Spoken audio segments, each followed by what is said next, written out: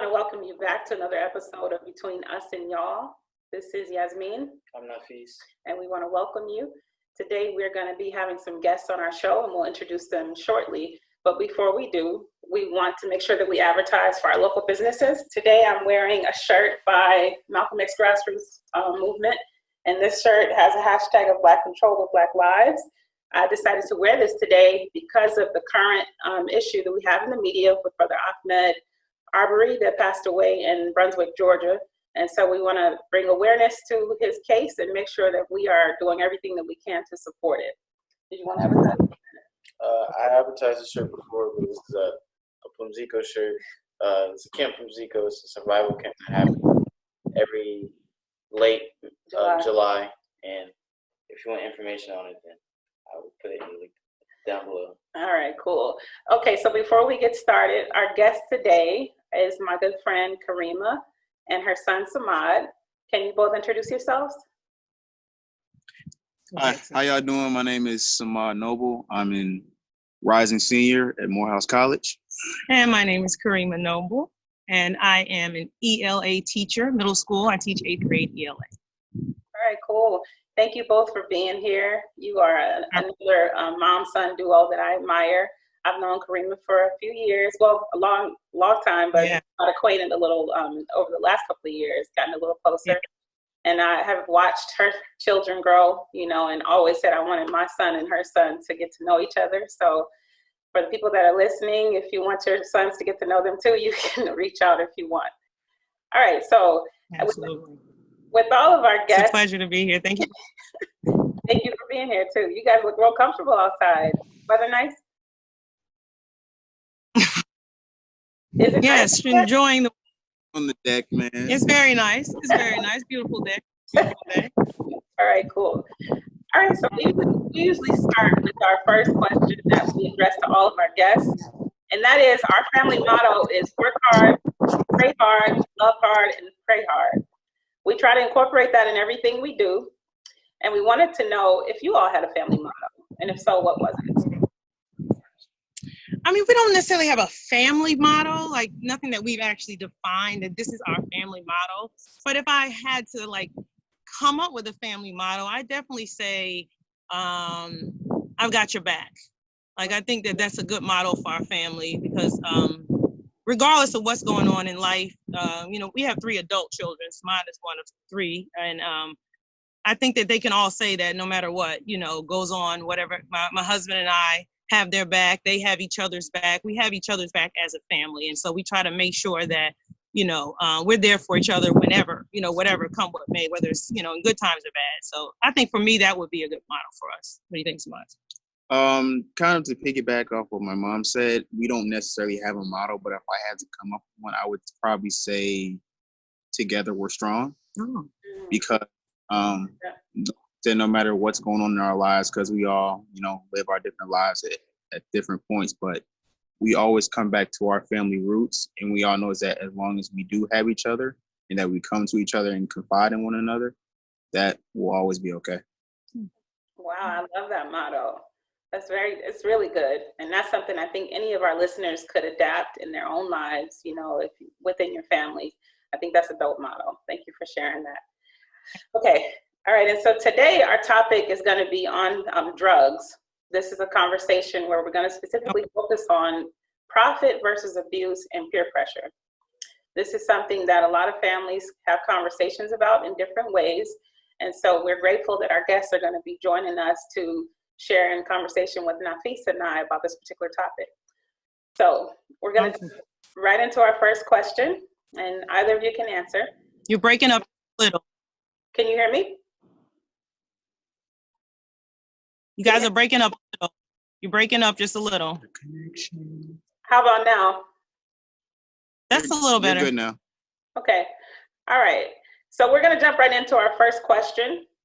The first question is, in our current climate, the topic of drug abuse and drug use is all over the news. Whether the discussion is about opioid addiction, the passage of laws for medical marijuana, or the lack of medicine available to treat COVID-19 patients in certain communities, are these topics something that you currently discuss in your household? And if so, how do you bring it up? Well, I mean, I guess it's very current in terms of what's going on now with COVID-19. So I think, I mean, we never like specifically sat down and discussed this particular topic, but I mean, definitely is very relevant considering what we got going on today in our current climate. So I would say, you know, as it relates to drugs, you know, especially those drugs that have use, that are good for you, you know, those things that, you know, God has placed on the earth for us to be able to be a healing for us.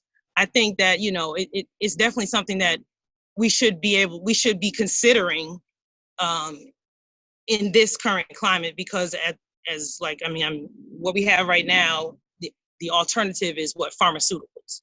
And we all know that pharmaceuticals have, you know, they treat one thing, but they have so many other ill effects that could, you know, potentially harm a person's body, that I think that we should start to consider those things that are natural and that God has placed on the earth for us to be able to heal, because he says for every disease there is a cure. Right. So absolutely, I think that is something that's very relevant and we should be considering, because you know, I'm not a fan of pharmaceuticals. I understand they have their place. I understand that there are some, you know, there is a need, but if there is an option for us to be able to, you know, use a natural, you know, remedy, a natural drug to be able to, you know, heal, then I think we should. So, thank you. Samad, do you want to add anything to that? She had a mouth. She said a mouth there, but okay. Well, like she said, no, we don't really discuss that per se in our household, but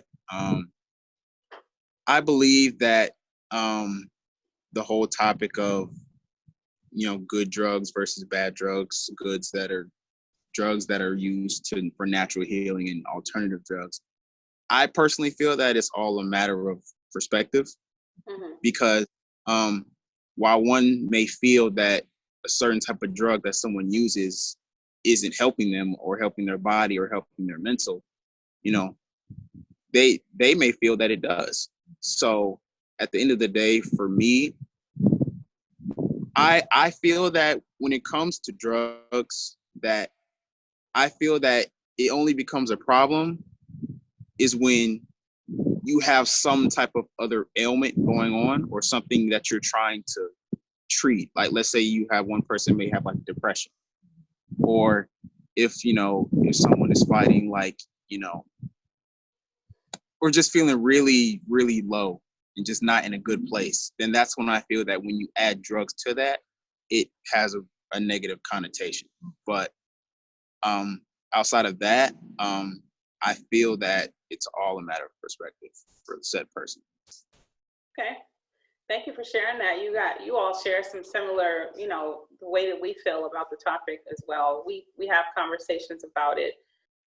Just because we have family members who use medical marijuana for their ailments. And that's their choice that they use because they've seen better results to their body or whatever, you know, from using that, as opposed to pharmaceuticals, and that's been their choice. And so in our household, you know, we have discussions about it. We don't, you know, we're not out here advertising people using or whatever it is you decide to do. Right. The conversation is what's important, that you know what's going on in your household and you know how your son or your daughter or your family feels about the thing, so that you're offering support. And that's what this conversation is about. You want to add anything on that question before we move on? I definitely, well, no, I don't have anything. Okay. All right. So we're going to move on to our next question. We talked about it before. All right, cool. So the next question is, speak up so they can hear you. Okay. Specifically with marijuana, how do you all discuss the difference between profit versus abuse as it relates to many states passing laws to allow medical marijuana to be allowed, where years ago this was considered illegal? Did y'all hear the question? Yes, definitely did. Do you want to start or do you want me to start something? Repeat it one more time. Specifically with marijuana, how do you all discuss the difference between profit versus abuse as it relates to many states passing laws to allow medical marijuana to be allowed, whereas years ago this was considered illegal? I wouldn't start. I'm sorry. I'm sorry. I asked him, and then I told him I'm gonna start. You had your chance, Samad. Okay. I'm gonna come back to him. But I really believe, like, okay, when you think about this concept of now what used to, be a crime for African Americans, males particular, but African Americans in general, let's keep it there. For African Americans to be able to receive, I don't know, from 1 year to however many years of imprisonment for, selling marijuana, to now it being something that you can go to a store on, in pretty much every African American community and find it legally. And there is 99.9% of the time, the individuals that own that establishment are not African Americans. Right. So they are profiting on our community. But it's the situation where, we are always, unfortunately, left out of the equation in terms of being able to, reap the benefits. Yes, excellent. Yeah, that's a good, reap the benefits, or to be able to provide a service like medical marijuana to our own community. And it'd be something that can generate income within the community, keep the money within the community. So I think that there's a disparity there, and that's a conversation that probably should be had, because it is quite interesting. Like, when you really think about it, that, wait a minute, a couple of years ago, if my son, I'm not putting him saying he's ever sold, I'm just, if he wanted to, sell something like this, he would have been, he would have been criminalized. But now you have individuals who are, profiting, and, it is, and now it's legal, and it's, something that, I definitely think that's an issue. Absolutely. Somebody ready? Sorry, son. Did you want to add? Yeah. Me personally, I feel that it's a long time coming for, but also it also is unfortunate that we cannot reap the benefits of it. So I lost my train. Okay. You want us to come back? Oh, you got it. I think I'm just take go it. with it. It's fine. So you say, I think it's unfortunate we can't reap the benefits. Yeah, unfortunate that we can't reap the benefits of it, and we'll come back to it. Yeah. It's cool. It's completely fine. We'll come back to it. Did you want to add anything while he's thinking? I think I'll be right back. I think in terms of our community, it's much harder for us to get, I guess, onto the profit side, because of, just the color of our skin. Mm-hmm. But I think when we do get on the other side of profit, it makes it, the business side of the world makes it much harder for us to really profit from it and make money off of it. So I guess we're just stuck on being on the abusive side. Yeah, I agree. And it's tough when, like Nafis said, when we get on the profit side, it's really difficult, because you have people that have been in the business for a long time who have better marketing, or they have a bigger market, control of the market than we do. And so I think it's very unfortunate. But you have a lot of people who are being released from prison right now for being in prison for years, 10 years or more, for very small amounts of marijuana. And now I can't imagine how they feel seeing people just freely buying it on any street, in their neighborhood. Walking. Yeah. And then advertising it too. There's billboards around the city of Atlanta about dispensaries, so it's unfortunate. So before we move on to the next question, Samad, did you want to add anything? Did you remember? Yeah. Okay. All right. Okay. So earlier, my mom said that she gave an example of how, if I were to be caught with or selling, a certain amount of weed or whatever, then I would be thrown in jail. But I just think that it's also very important to realize one thing, and this might make some people upset, and that's okay. But the most frightening thing for people who are not our color in America is to see us being powerful and successful. Mm-hmm. And so I feel like them knowing that there's always going to be a loophole, or people are always going to try to find a way to either withhold us from something that we're the main consumer of, or just something that, you know, it's just essential to our culture. Right. When you say essential, feel threatened. Or it plays a big part in our culture. I wouldn't say essential to, you know what I'm saying? But yeah, it's a part of the culture. It's a part of the culture. But I think also when you really start thinking about dispensaries and things of that nature, I think that there's also a and I'm not sure, because I've never actually, you know, gone in a dispensary or purchased any medical marijuana. But if I ever came to a place where, you know, I was chronically ill, or I had some kind of, you know, ailment that I did not, you know, want to take the pharmaceutical route, I would absolutely, you know, consider it. But I also think that we have to consider too that, okay, well, what's being sold in a dispensary versus what's sold on the corner of such and such, you know, is probably not the same in terms of quality and in terms of the benefits, if you understand what I'm saying. So I think that that's something that we can't eliminate from the conversation as well, you know. But I also understand what you're saying. Either way, you know, other races are benefiting, you know, off of African Americans and the consumption of marijuana in whatever. Yeah, you know, I'm glad you brought that point up, because a lot of people are not aware that Monsanto, which is one of the biggest owners of genetically modified foods, has a weed strain. And so if you can imagine that they have a weed strain, then that's genetically modified, and it's probably not safe for the body, you know? Exactly. And so it's very important, if you are a person, a listener who is using medical marijuana, that you're making sure that you're getting it from somewhere that's safe, and you know what's going on with that particular, if you consider it medicine, that you know what's going on with it. Exactly. All right. So moving on to our next question, this falls in line with what we're talking about, and I want to start with you, Karimah. If Samad came home and said, you know what, I'm tired of this, you know, all these people are making money off of this medical marijuana, I've decided that I'd like to be a person who opens a dispensary and I'm going to sell, how would you respond to him?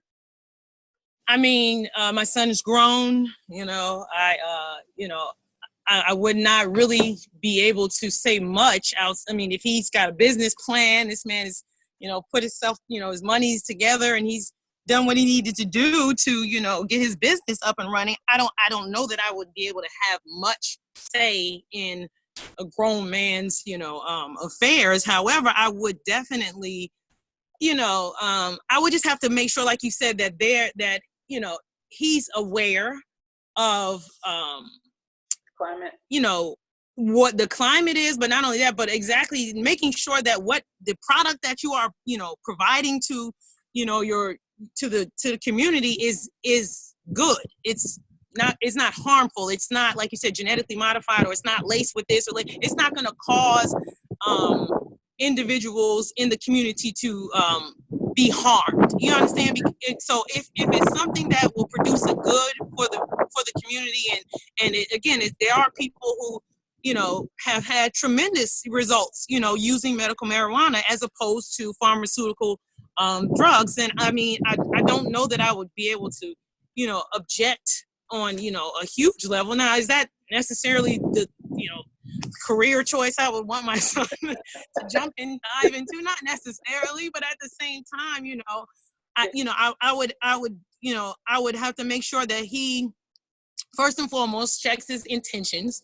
Make sure that if this is something you're wanting to go into, your intentions are to help, you know, those individuals who maybe have not been able to find cures for whatever ailments they have through the pharmaceutical way, or they don't want to. They just don't want the side effects or whatever. But make sure that it's something that, you know, you're going into with a pure heart, and that you have a heart to help people, using, again, something that God has created. You understand what I'm saying? So for me, that would be my answer to that. Like, Samad, you want to add anything to that? How do you think? What do you So What is the actual question being asked? The question is if you decided to be a person, your mom, it could have been her. Maybe she comes home and she says, hey, everybody, I'm getting ready to open a dispensary. This is what I'm going to do. And, how would you feel about that conversation? And how would you feel about that? What would be your response to that? That's what she was saying, is because the question initially was if you came home to her and asked that question. And now I'm asking you, if she decided to ask you that as a parent, what would be your response? That's a good question, actually. Okay. Well, I'm not gonna lie. Knowing how my mother is as a person, at first it would strike me as puzzling. But after I get past that, like she said, it's all about intentions. Like, what are you trying to do? Are you trying to help or hurt? And I feel that if she was genuinely trying to help the community and provide a service that she felt that people needed and could benefit from, then I feel that why not?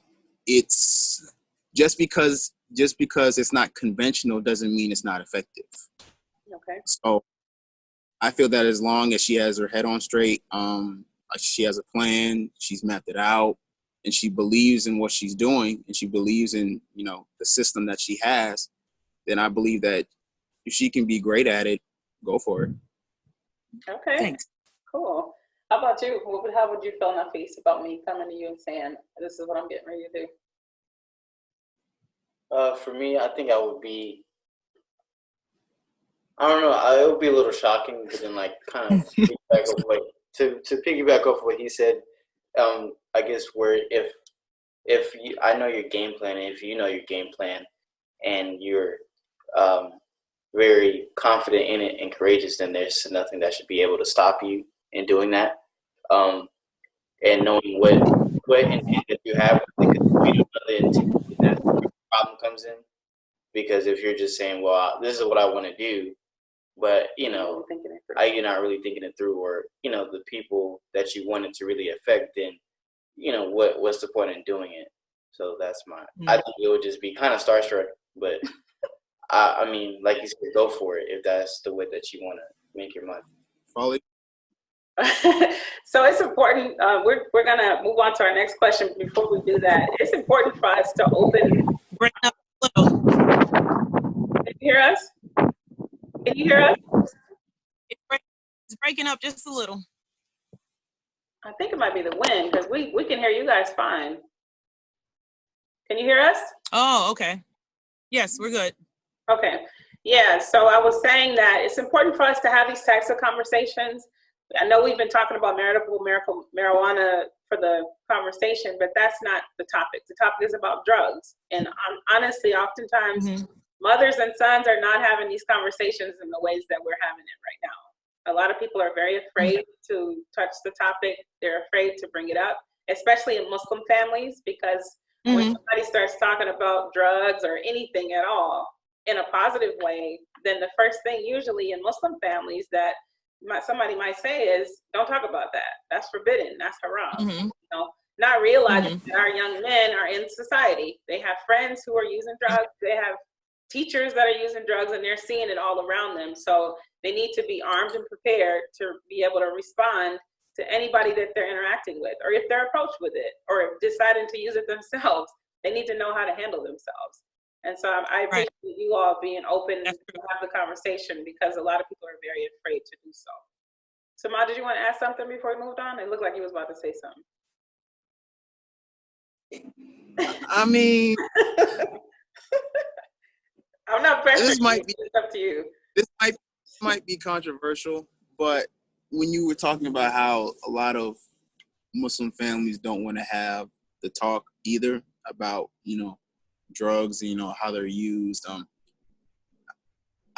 I'm just saying that I'm pretty sure, I'm not 100% sure, but I'm pretty sure that there are some families, Muslim families, who have kids who use drugs. Like, definitely. I'm pretty sure of it. So, like, just trying to hide from the reality and the truth that is all around us, I feel is naive, no matter what religion you are. That's true. It's dangerous too, because if you haven't prepared your children and your families for what's really going on in society, then they learn for the first time from society what the the lessons are going to be, and so you're kind of leaving it up to society to teach your children or your family about a thing when you can be the first to arm them like you would do with any other lesson. So I appreciate you all for being brave to discuss that. Next question. The next question is, how do you define peer pressure as it relates to drugs? Do you face it often? And do you face it often? How do you define peer pressure as it relates to drugs? Well, I'm going to let you go first, son, since you're it's probably closer to, I mean, I'm 40, almost 46. I don't get too much peer pressure, So, I mean, I can definitely address it, from a perspective of when maybe 20, 25 years ago, absolutely. But, let's, I'll yield to Samad first. Well, I actually have a couple answers that I can give for this. One way of peer pressure as it relates to drugs that I've actually seen is that I wouldn't even say it's actually physical peer pressure. I would say that it's seeing like all of your friends around you who do it, and you see they're having fun, they're having a good time, it makes them feel good. So psychologically, it's like, I want to feel that way. I want to feel good. I want to feel happy. I want to be able to, to feel how they feel. So that's another way. Another form of peer pressure as it relates to drugs, I would say that, well, it is the physical, as in, if your friend comes to you and he's like, hey, bro, I have, this, and this. You want to try it? And you're like, nah, man, I'm good on that. And he's like, bro, it's good. It does wonders for you. I'm telling you, like, salesman. believe it or not, even though all weed does not have the same effects on one person as it may have for another. Like, I know some people who, if they smoke weed, it makes them focus. It makes them concentrate. It makes them get work done. Like, it actually heightens their concentration. Now, other people maybe not be like that. If they smoke weed, it makes them lazy, or they don't want to do anything. So, I mean, like I said, that goes back to perspective, but we're not on that question anymore. But, yeah, probably just the peer pressure of, wanting to fit in and be socially accepted by your friends, because we all value the opinions of our friends, whether you want to say it or not. But I feel that it's just important to realize that, the peer pressure, it's always going to be there. Now you can choose whether or not to be on your own, and just because, and well, I'll say this. I feel that just because one person may end up doing drugs, that doesn't automatically correlate to them being peer pressured. Most people think that if you do drugs, who told you, or who did this, but a lot of times it's a personal choice too. That's true. Very true. Now you may to some degree be influenced by the society around you, what you see, but a lot of the times it's me saying I want to do this, not she told me to do this. That's true. So, I think it's just good to look at all sides of it when it comes to peer pressure. Yeah, I like that. And to piggyback off what Samad said, that he basically brought up a good point as it relates to personal accountability. Because I think, yes, peer pressure exists, and it's just not something that we can say is not, prevalent, among youth. But at the same time, yes, there is a certain level of accountability that I think everyone has to take in when they make choices, because we all are, a product of our own choices.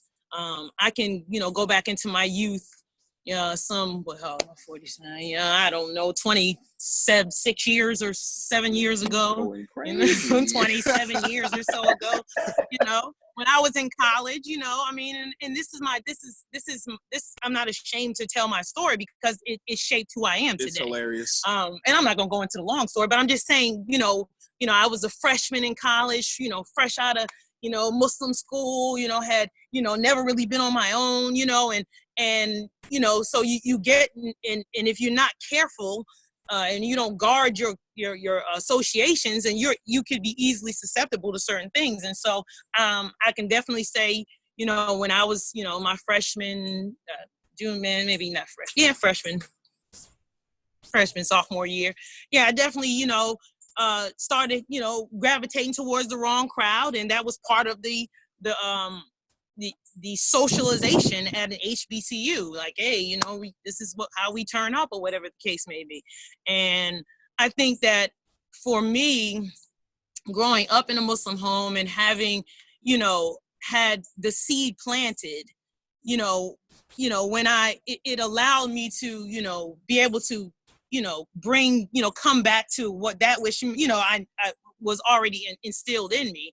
But through that process, I had some experiences that, really were like, almost like they were not almost, they were like God saying, hey, trying to wake you up. Like, you better really, bring it back, sis, because you about to, go all the way off the wrong path, or whatever the case may be. So for me, I've shared my experiences with my children about, when I was in college, and some of the choices I made to smoke weed or do this or do that, and, and some of the consequences of those actions. Because I think that, yes, we can talk all day long about peer pressure, but at the end of the day, like my son said, really sometimes it just comes down to you made a choice. You made a choice. And with every choice, there is a consequence, or there's a, you have to live with the consequences of those choices. And the only thing we can hope for is that God grants us enough, respite, enough grace, enough mercy to be able to come back from those experiences and be better for them. You understand what I'm saying? So for me, I share them with the hopes that they don't have to experience some of the things that I experienced that were negative as it related to, drug use or whatever the case may be. So I think, yes, peer pressure is real, but at the same time, let's not discount that a person has full choice, in those things that they decide to do. Okay. Before I answer, do you want to add anything, Hafiz? I think the most often way that I think we see peer pressure is through social media, and absolutely. Not, like kind of like piggyback off what he said, it was more so like you see people doing it and the effects of it in that way, and so it makes you think of, man, what if I was to feel like that, and maybe it might be a good way. And so then you might try it, and then you might not experience the same thing, and you get confused because you were like, well, I thought, I would experience the same thing that they would experience.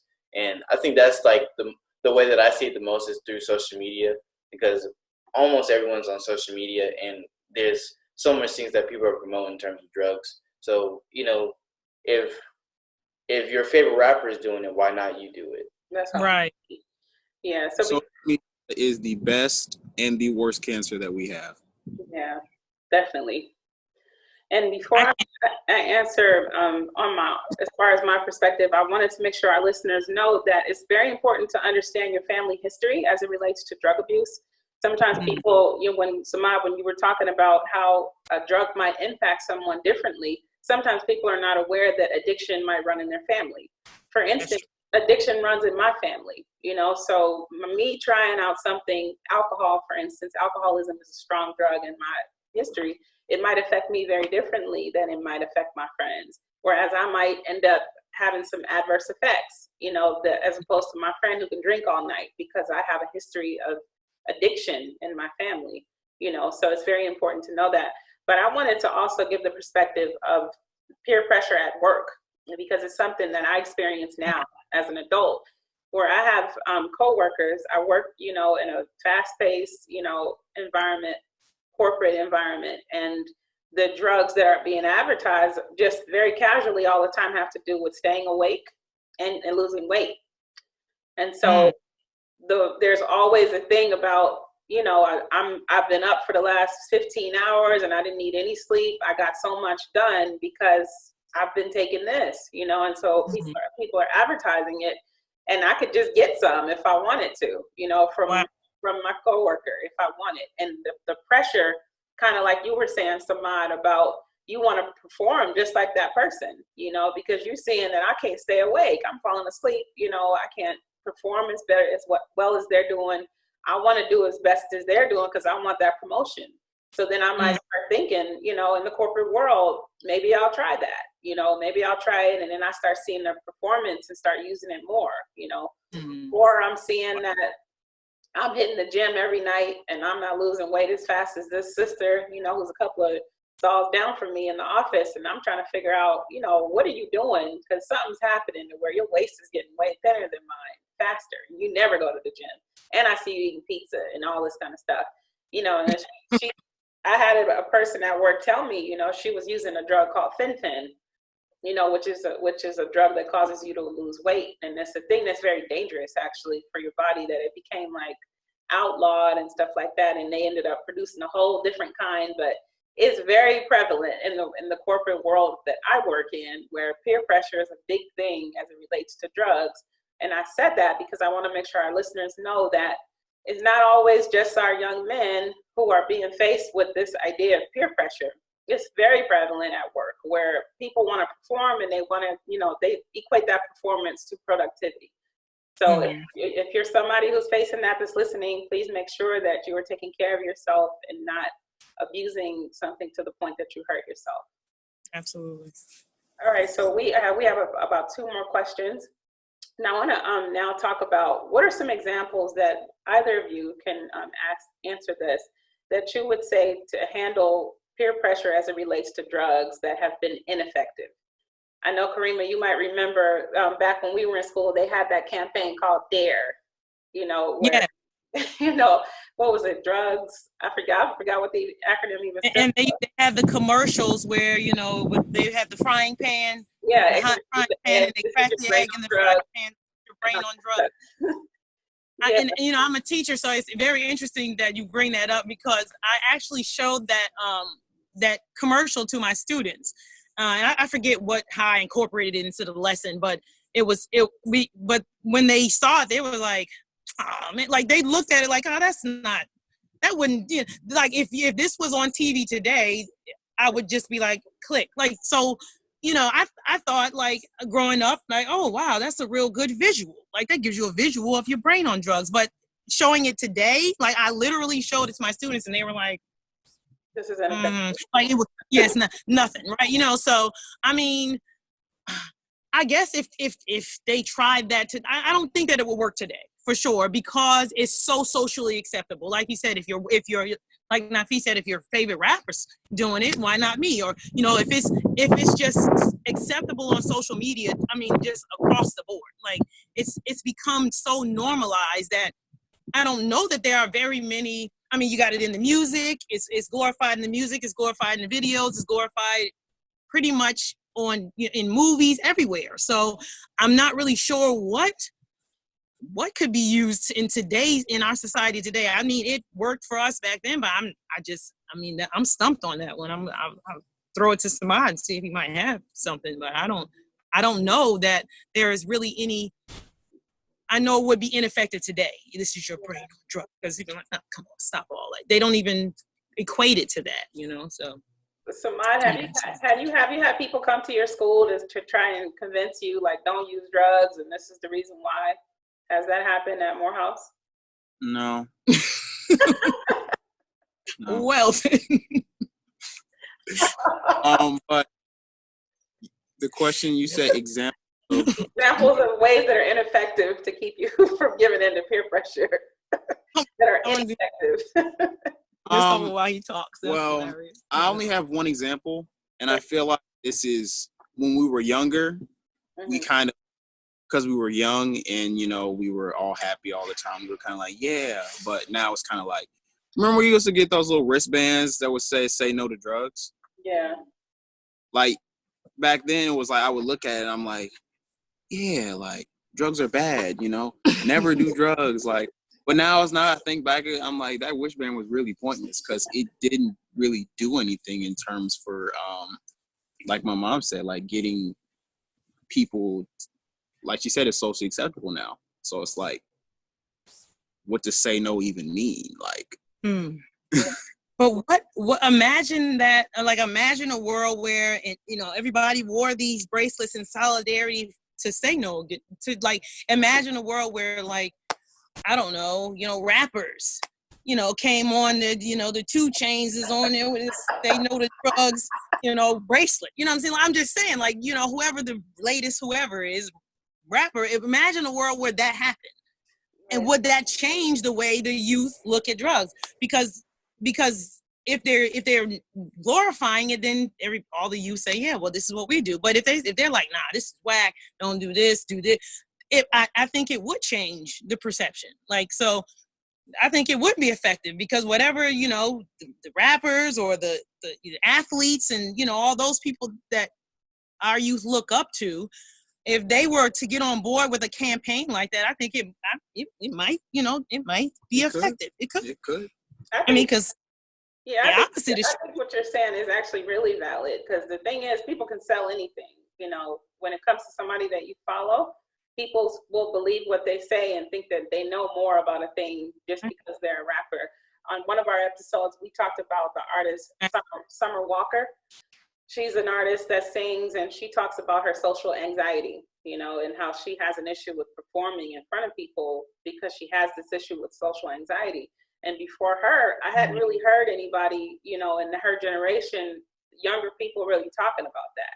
But now you see a lot of people having conversations about how it should be acceptable to understand if somebody has social anxiety and how you should, respect them as opposed to pressuring them to be out front in front of crowds and stuff like that. So I absolutely think it's possible for an artist to advertise healthy behavior if they wanted to. But then I think they're faced with the pressure of what sells because people might not stop listening to their music if they think like this is lame because you're talking about, stopping doing what we actually really want to do, Exactly. I agree. Can I say something? Sure. This is kind of just more so intertwined with what you just said. I kind of just, me personally, I don't really understand, like, or not even that I don't understand. It kind of makes me upset that people have the nerve. Like, I understand everyone is entitled to their opinion. That's fine. Everyone should be able to speak freely on what they believe. But I just don't understand how people be trying to have opinions and basically throw shots at people like they have a PhD in the topic that's being discussed. So that's my thing. If you're going to talk about something, don't let it be based on like pure emotion and just pure how you see it, but you have no facts, no evidence, no anything to back up what you're saying. Like, that's not right. Yeah, it's pretty whack, actually. Yeah. I agree. All right. So we're going to close out with one last question. Nafis? The last question is, with some examples, what are some ways to handle peer pressure as it relates to drugs that have been effective? What are some ways you all think that you can handle peer pressure, discuss it, between each other that are effective? Some things that you think, if our listeners could hear, that if a mom wants to talk to her son or if a son wanted to talk to his mom or anybody within their family wanted to bring the conversation up, what would be about peer pressure specifically as it relates to drugs? How would you all approach that? What are some examples? Well, I mean, for me, because I mean that it's not a topic that we haven't discussed, as especially as your kids get older. Like, again, like I said, I've shared things with my children as it relates to my past, and I think that that's a very good segue. That's a very good way to start a conversation, because you want your children to know, first of all, I'm human.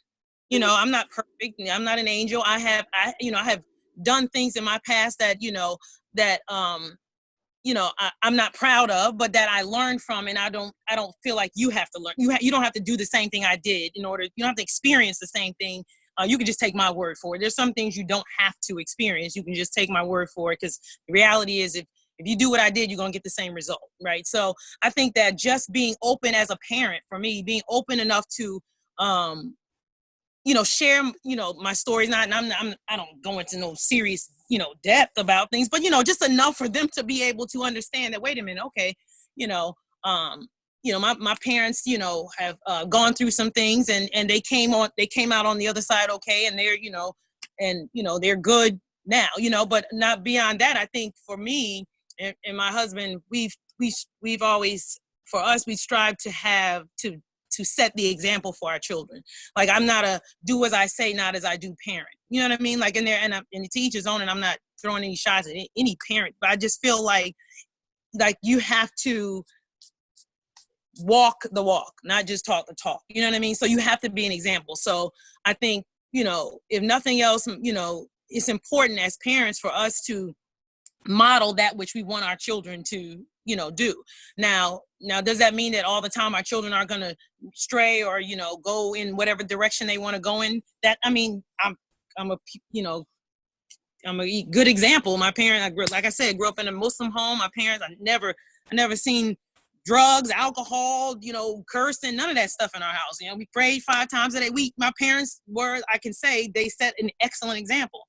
But, I chose to do my thing when I got to college. So, but that experience, again, brought me full circle to where I am now. So I think for me, that a good way to be able to, talk about peer pressure and is to be able to allow your children to see themselves in you, or or the other way around, so that they know, okay, I can feel comfortable having this conversation because I know my parents, have been there, done that kind of deal. You know what I mean? And they won't, judge me too harshly, but at the same time, I'm not going to coddle you to hell either. I'm not going to be like, oh, that's cool, son, go on. And, no, I'm not doing that either. But at the same time, I want you to know, yeah, I've been there, done that, understand. But let me tell you how that worked out for me.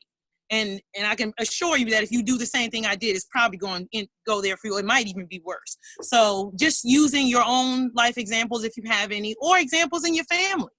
Right. Because if it's not me personally, I certainly point to some examples in the family. Like, listen, like, if this is not the, the results you want, then don't do the same thing. So for me, I think that would be my best advice in terms of, opening up conversation for that. How about you? Would you, any advice, any examples? I would say that examples for me in terms of peer pressure that is effective for drugs, not doing drugs. Well, yeah, you're speaking to young men. If they want to go talk to their moms, or young people in general, if it's young ladies that are listening, how would you advise them that they could approach their parents or, a guardian about the topic of peer pressure? Okay, well, I'll say this first. I feel that the reason why a lot of kids, girls and boys, don't go to their parents is because they fear that they'll be judged. That's the first. Because I don't care what any kid or tries to tell you, we don't want our parents to be ashamed of us. Ashamed, disappointed, or just felt like, this isn't the child I raised. Because then that makes you feel like less of a person when your parents don't. You feel that your parents don't, value you as much as you want them to. So that's my first thing. But I would say that if you want to approach your parents and talk to them about that, I feel like first, because you do have, and like I said, this isn't a shot, but you do have some parents who don't want to talk about that, like, at all. Like, and if you try to bring it up, it's like, oh no, you know better than that, or, like, why are you talking to me about this? Or just basically not even giving their child a segue into, because you never know, them talking to you about this might be a way for them to try to understand, or just maybe just get a different perspective. But if you just shut your kid out as a parent, you may be part of the reason why they eventually may end up doing whatever drug they end up. No, not you may be the reason, but you may play a part in, or what may send them over the edge, and like, oh, she doesn't, if my parents don't care, I don't care, So, but I think that if you want to come to your parents, I feel like you should just come to them, like, just in raw form, and just try to explain it in the best way that you know how, without trying to come off as disrespectful, because like I said, I'm 21 years old. So there are certain things that, even if me and my parents may not agree on them per se, we all have enough respect to listen to each other. Because like you said, we're all getting to that age to where it's like, I have my own opinion, I have my own thoughts, I have my own brain, I can think for myself. So I think that's important. And but I will say this, for the people who see social media and see like their favorite rapper or their favorite whoever doing drugs, and they're like, okay, that's acceptable. I probably say one thing that maybe they could look at is some of them who have done all these different types of drugs and died from them. Like me personally, like I've heard like since not even since 2020, throughout 2019 and 2020, I've seen like a fair share of like rappers and artists who people love like across the world, get into these drugs, whether it be, weed or lean or, all these different types of drugs, and they ended up dying from them at early ages, like not even like early 20s, like not even getting to experience life. So if you want to look at it from that perspective, I mean, you can, but I mean, at the end of the day, like it is your choice at what you do. But I want people to realize also that, because a lot of people say that, it can never happen to me. Just because it happened to him doesn't mean it'll happen to me. Now, I would say that there's some truth to that, but it depends on your level of usage, I guess. Like, now for people who are like occasional to like sometime, drug users, I would say that, maybe your chances aren't, necessarily as high, but there's always, you only need one time. That's the truth. You only need one time. Like she said, someone could lace you with something, someone could put like a substance or chemical and just whatever, and then that's it, boom.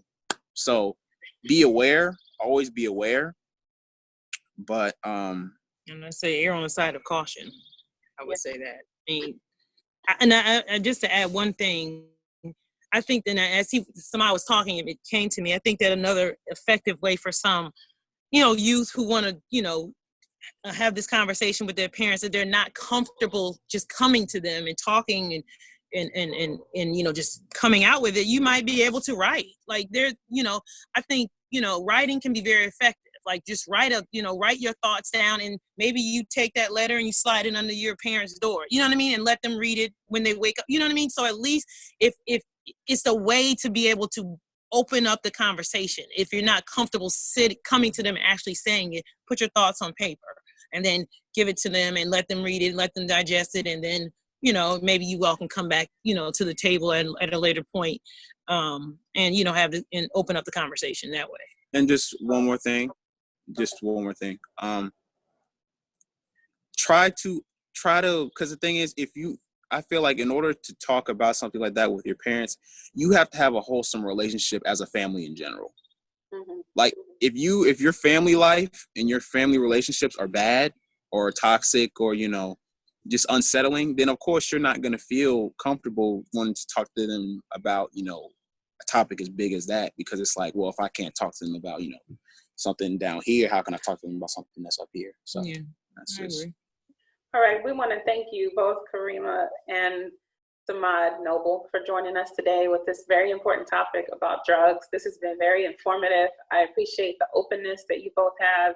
I appreciate you being honest and candid, because it's not something we see often. And I appreciate you too, Nafis, for joining in on the conversation. This is something we've been enjoying all along. And for our listeners, we want to thank you for listening in. This has been another episode of Between Us and Y'all. We hope you have enjoyed what you've heard and that it's been beneficial. As always, we want to encourage you to work hard, pray hard, love hard, and play hard. Thank you all for listening. Thank you guys for being here. All right. Thank you for having us. This was fun. All right. Awesome. All right. See you. Assalamualaikum. Walaikum Walaikum assalam. assalam.